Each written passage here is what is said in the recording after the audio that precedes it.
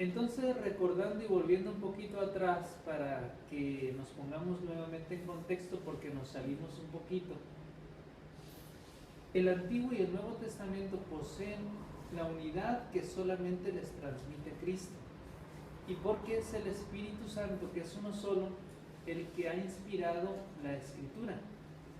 Y dice uno de los documentos del Concilio Vaticano II que se llama Dei Verbum, es decir, acerca de la palabra de Dios, dice que hay que leer la palabra de Dios con el mismo espíritu con el cual fue escrita. ¿Sí? ¿Qué significa leer la palabra de Dios con el mismo espíritu con el cual fue escrita? Significa que el Espíritu de Dios habite en nosotros, que como maestro interior vaya guiándonos a una comprensión cada vez más recta y concreta de la palabra. ¿Sí? De hecho, dice el mismo evangelista San Juan en una de sus cartas, en la primera carta, en el capítulo 2 y en los versículos 20, 21 y 27, dice que el Espíritu Santo es la unción sagrada que dentro de nosotros se transforma en maestro interior. ¿Sí? Ese maestro interior es el que nos va inspirando la comprensión de la Escritura, pero no solamente de manera aislada, les decía, en sentido eclesial. ¿Sí? En la Eucaristía solamente se nos da una probadita de esa interpretación eclesial, pero cada uno de nosotros tenemos que profundizar en nuestro hogar el sentido que nos transmite la palabra de Dios. Es necesario que al acudir a misa ya hayamos tenido un acercamiento a la palabra de Dios que se va a leer en esa celebración, para que sea todavía más rica y más profunda la comprensión que nosotros podamos tener. Es decir, leer la primera lectura, el Salmo, el Evangelio, o si es por ejemplo domingo, alguna solemnidad muy especial en donde hay dos lecturas, Salmo, Evangelio, ya tengamos más o menos la idea propia del desarrollo de las lecturas, para que cuando nosotros acudamos a la misa ya se nos despejen muchas dudas que nosotros traemos, o profundicemos más lo que ya hemos comenzado a profundizar, se nos aclare. ¿Sí? ¿Más o menos? Bien. Hay un principio de interpretación que hay que grabarse, está muy sencillo, ¿verdad? Se los voy a preguntar en un momentito más a ver si se lo aprendieron. El principio dice así: un texto se explica y se esclarece a la luz de otros textos. Un texto se explica y se esclarece a la luz de otros textos. Ahora lo explico, ¿sí? Ese principio que está muy sencillito. A ver, está sencillito. A ver, ¿ya se lo aprendieron? Bien. Un texto, pero a ver si ver, ¿verdad? Porque ya lo apuntaron y ya lo están viendo. ¿Sí? Un texto se explica, se esclarece a la luz de otros textos. Muy bien. ¿Cómo lo entienden ustedes? ¿Cómo entienden esta expresión? Un texto, por ejemplo, y el Verbo se hizo carne, de Juan 1:14. ¿Cómo entender ese texto?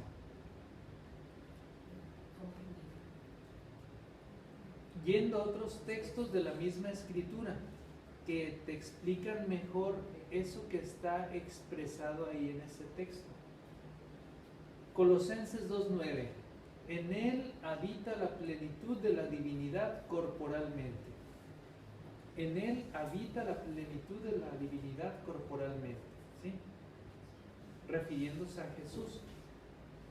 O también hablando de la preexistencia de Cristo, cómo ya existía desde antes de todo tiempo. Ahí en Juan 1:1-2, en el principio ya existía la palabra y la palabra estaba con Dios y la palabra era Dios. ¿Sí?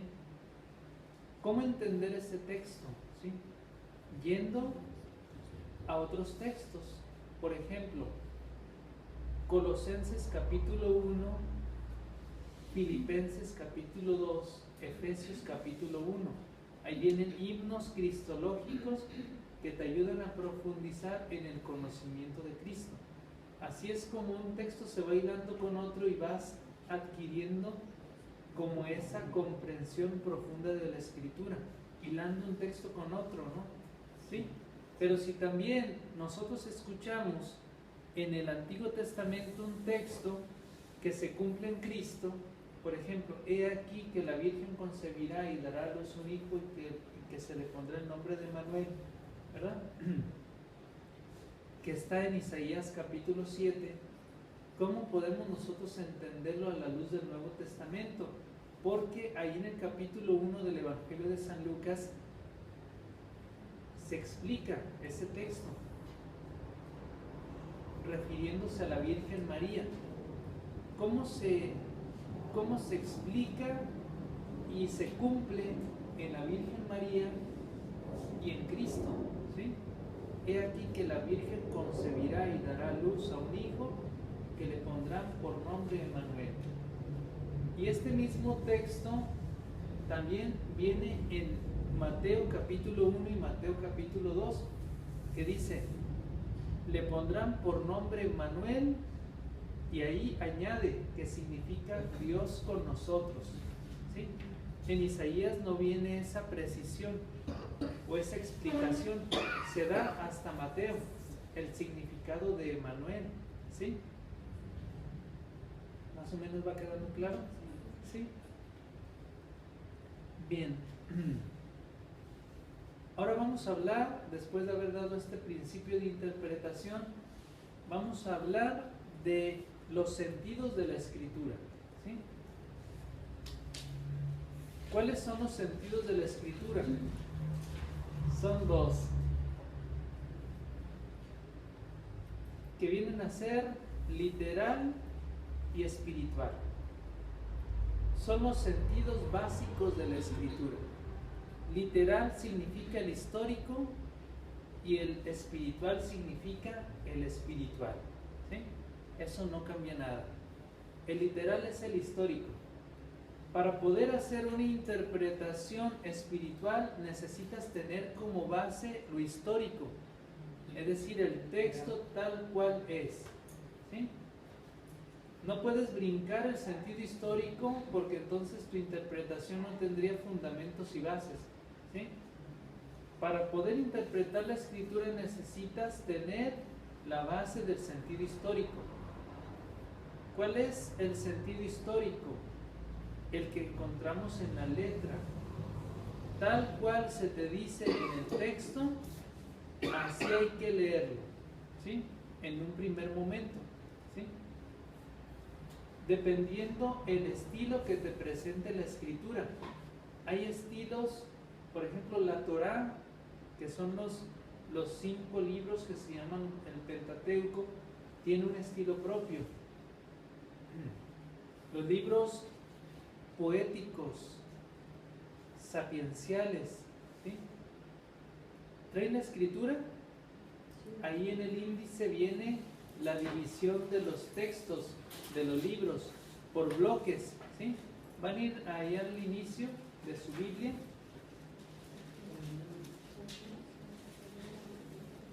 Sí, para la siguiente vez se trae Biblia, ¿verdad? Bien. Es que ya los huesitos ya no me funcionan mucho. ¿Sí, más o menos? Bien.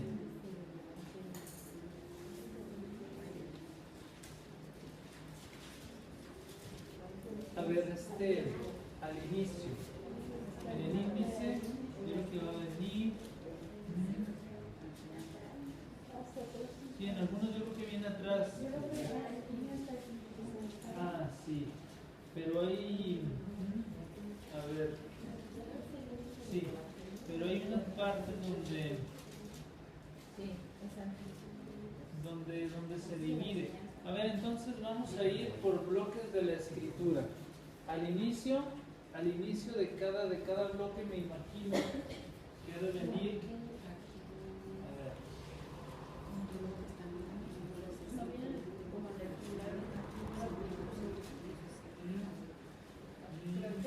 Yo creo que más bien viene en cuestión de estudio en la de Jerusalén, ¿verdad? Pero ahorita de todos lo decimos, ¿verdad? Porque ese dice que es para estudio, ¿verdad? Sí, la de Jerusalén es para estudio, ¿verdad? ¿La compramos?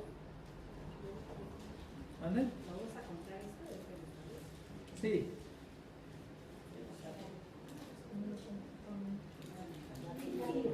¿Y la del pueblo, padre? ¿Mande? ¿Cómo? ¿Y la Biblia que es la del pueblo? Ah, pues ese es de todos, porque es del pueblo. Dice, pero dice... Ah, no, de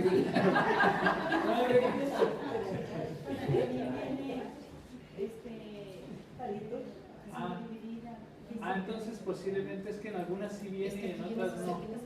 Como en la que sí viene de así de segurito es en la Biblia de Jerusalén, pero hay en algunas que aunque no sean de Jerusalén sí vienen, pero ahorita se los enuncio, ¿sí? Sí.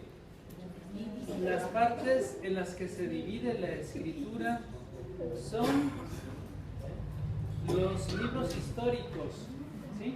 Libros históricos. Los libros históricos comprenden toda una amplia gama de libros de la escritura, porque son muchos, ¿sí?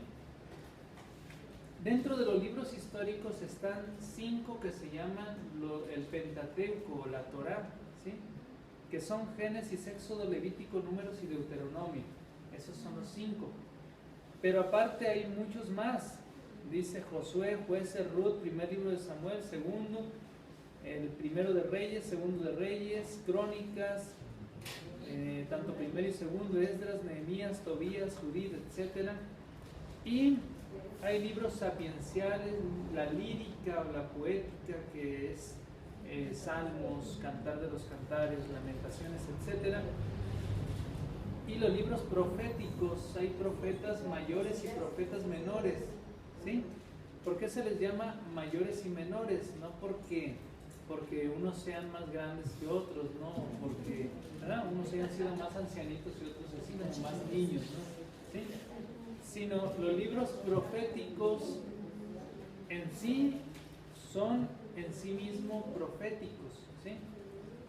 Pero la diferencia está en que los profetas mayores son los que escribieron libros mayores y los profetas menores son los que escribieron libros menores, ¿sí? De menor capitulación, ¿sí? Aunque ellos no les pusieron capítulos, ¿sí? Fue hasta siglos posteriores cuando ya se les pusieron capítulos, pero ellos hicieron el escrito pues de un modo más pequeño, más reducido. Los profetas mayores hicieron escritos muy largos, por ejemplo Isaías, Jeremías, Baruch, Ezequiel, Daniel, ¿sí? Ellos se extendieron un poquito en sus libros, ¿de acuerdo? ¿Más o menos queda claro? Bien. Volviendo nuevamente al tema, ¿verdad? Donde nos habíamos salido. Dice Santo Tomás de Aquino, todos los sentidos de la Sagrada Escritura se basan en el sentido literal, ¿sí? Todos los sentidos de la Escritura se basan en el sentido literal. Hay una gran unidad entre los dos sentidos, literal y espiritual. Hay una gran unidad. Pero ¿en cuáles se subdivide el sentido espiritual? Porque el literal solamente es uno, es el histórico, ¿sí? El espiritual es el que se va a subdividir en 3. Primero alegórico, segundo tropológico y tercero anagógico, ¿sí? Ahorita se los explico. Primero, ya se me olvidó, alegórico, ¿verdad?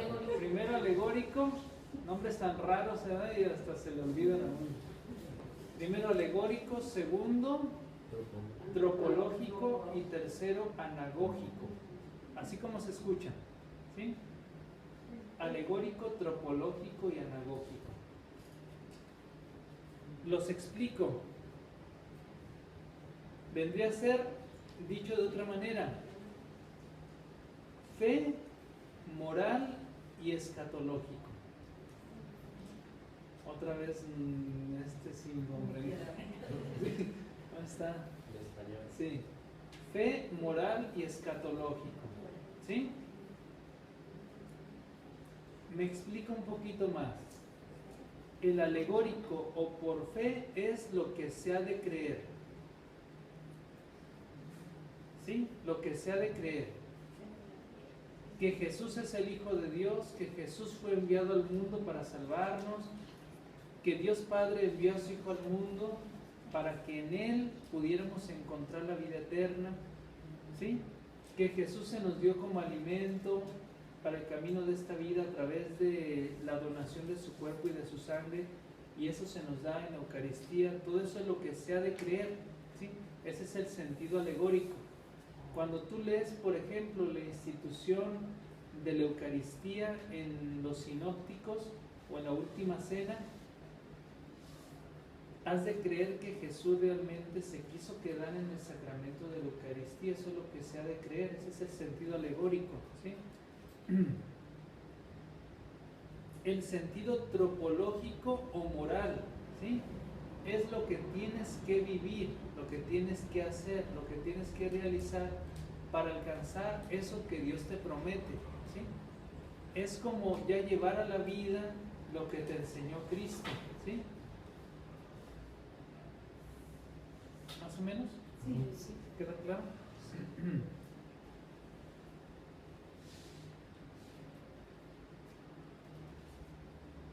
Por eso la letra enseña los hechos. Primero, es el histórico, enseña los hechos.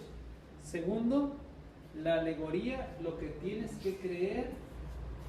Tercero, el sentido moral, lo que tienes que hacer. Y cuarto, el anagógico, hacia dónde se tiende. Ese es el escatológico. Escatológico es el fin, lo último. Es decir, nosotros miramos al fin de los tiempos, ¿sí? Ese es el sentido escatológico o anagógico, que nosotros tendemos hacia la vida eterna, ¿sí? Nosotros venimos, nosotros vamos hacia la vida eterna, por eso se tiende hacia la vida eterna. El sentido anagógico entonces será comprender cómo todo lo que nosotros creemos, todo lo que nosotros hacemos, nos lleva hacia una nueva vida que empieza aquí y termina allá, ¿sí? Ahora vemos por fe, después contemplaremos tal cual es a Dios, viéndolo cara a cara, ¿sí? Ese es el sentido anagógico, ¿sí? Entonces todos estos textos, todos estos sentidos se pueden encontrar en un mismo texto o solamente uno, ¿no? ¿Más o menos? ¿Queda claro? Bien.